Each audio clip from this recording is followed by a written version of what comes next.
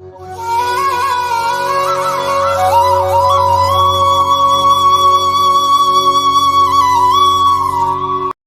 பக்தர்களுக்கு என் அன்பு வணக்கங்கள். ஓம் சாயரம். என் அன்பு குழந்தையே, உன் மனம் இப்பொழுது எவ்வளவு வேதனைப்படுகிறது என்பது உன் உள்ளிருந்து அதை நான் உணர்ந்து கொண்டு தான் இருக்கிறேன்.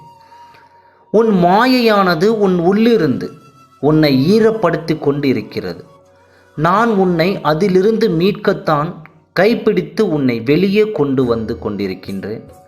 ஆனால் சிக்கி கொண்டிருப்பதோ விதியும் சதியும் சேர்ந்து பின்னி இருக்கின்ற ஒரு வலையில் அல்லவா?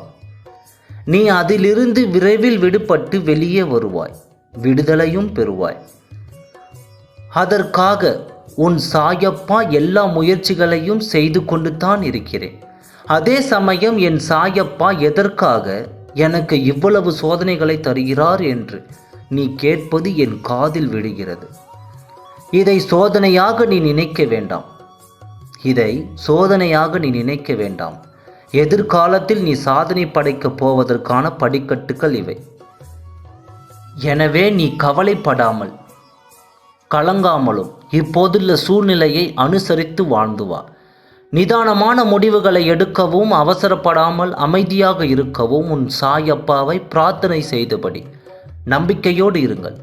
நல்லதே நடக்கும். அப்படி என்று என் சாயப்பா நல்லதையே நடத்தி கொடுப்பார் என்ற நம்பிக்கையோடு வாழுங்கள். சாயப்பா உன்னை கைவிட மாட்டார்.